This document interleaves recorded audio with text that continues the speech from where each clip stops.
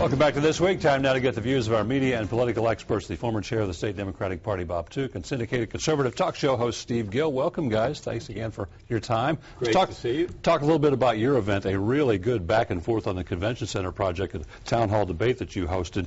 After that event, we get word that Tower Investment, which owns the site where they want to put the hotel, wants to develop that for mixed use, and they're fighting eminent domain for some of the other footprint land, so that's still in the debate. But a real good back and forth, a lot of discussion on that project. Well, and the battle over the Convention Center is going to be something that's going to stretch in the next several weeks, and we were able to have a nice open town forum at the Union Station Hotel that featured both sides of the issue. Got a little testy, got a little contentious, but this is an issue that's going to be the largest municipal project that Tennessee's ever seen, and frankly, it's something that ought to be passionate with the taxpayers are going to be paying for it. A lot of questions still to be answered, and I think the battle lines are going to continue to form in the next few weeks. And more issues get involved with this. The medical mart, if it comes here, it takes the current convention center, so they have to build a new one, and those issues continue. You know, and it's really interesting that one of the big questions was, what are we going to do with that space where the existing convention center is, and maybe the medical mart helps answer that, so the timing of that is critical. So I agree with Steve, though. These issues need to continue to be discussed.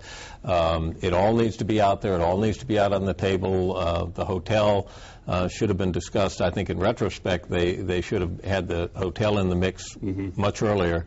But it'll eventually all get washed out. I still believe it's a very, very smart idea for Nashville to build a new convention center, because I think we need to be in that mix of cities that attracts those kinds of conventions. But this kind of discussion, such as the one that Steve hosted, is exactly what we need, I think. The question, I think, is if you kind of divvy up the convention center and the hotel, and they're going to go ahead apparently try to push the convention center without the hotel, well, then they're going to come back later, I'm afraid, and say, well, we couldn't get a financed project privately, so now we got to do a public one because we've already built this thing. And Knoxville literally has seen they're costing taxpayers about $30,000 a month to cover because they don't have a hotel attached to theirs. So we don't need to get in sort of a bait and switch. We ought to know the whole deal, it seems to me, before we proceed. Nationally, the president goes to Oslo and accepts the Nobel Peace Prize and then gives a speech basically on war, and it seems both sides of the political aisle point to it as the speech he needed to give.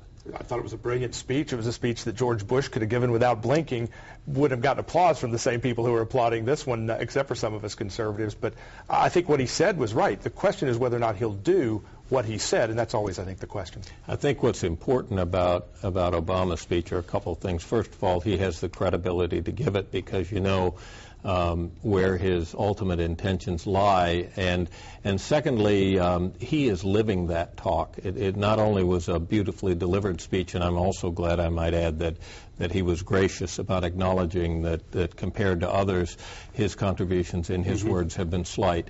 The difference between, I think, President Obama delivering such a speech and George W. Bush, were he able to, is that Obama, I believe, and I think most Americans believe, really does want to see this end, this war in Afghanistan, and intends to make it end. Now, whether or not his strategy works, I don't know, but I know that he's got very, very good generals on the ground, and he is listening to them, and he's also listening to former Marine Commandant Jim Jones very carefully about how not only to get in there, hopefully get the job done, but also extricate ourselves and get out. And the other thing is he brings NATO along, which is critical. 7,000 NATO troops, don't underestimate how important that is. Well, I think George Bush clearly wanted to end both the Iraq and the Afghanistan conflicts as well. The question is whether this president wants to end in victory, as George Bush wanted to do, or end regardless of victory or defeat. And I think that's the difference in the two. General Mike Mullen in town at Fort Campbell this week, speaking to the 101st there about obviously some 101st soldiers are going to be part of the 30,000 that are going over there, and really a different role for them. He says, though, you know, this is a war, expect more casualties, but really it's a nation-building effort by these soldiers as opposed to combat roles. I was fortunate in my experience in Vietnam to be involved in that kind of thing. We called it the Combined Action Program, and we teamed with South Vietnamese militia fighting at night, but during the day we helped them build their villages, rebuild their rice paddies, dikes, etc. And when you make that kind of commitment to people, it really makes a difference. So we need to have just as strong a commitment to building infrastructure in a place that is, you've been there, you know how horrid it is, where there is none, and committed to force of arms to defeat the Al-Qaeda.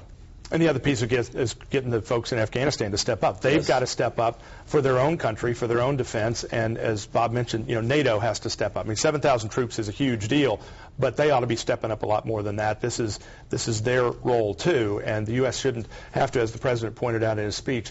We've been doing this for 60 years. We need a little more help from the rest of the world, and it's time for them to start stepping up to the plate. Again, I thought the President's speech was brilliant.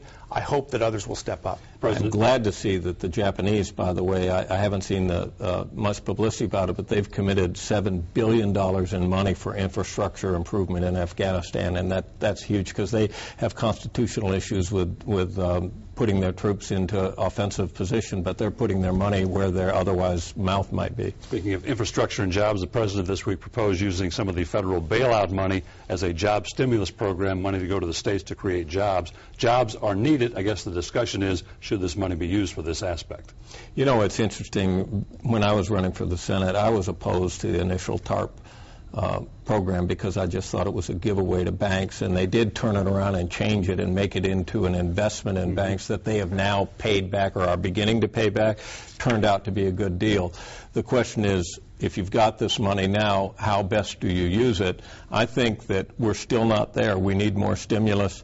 I think it's a good idea, but I'm glad to see that the emphasis is small business and jobs. It doesn't need to be a giveaway. I agree with Bob. It ought to be small businesses and jobs. It ought to be tangible results, which the TARP plan still hasn't been. They still don't know where the money went, how they're going to get it back.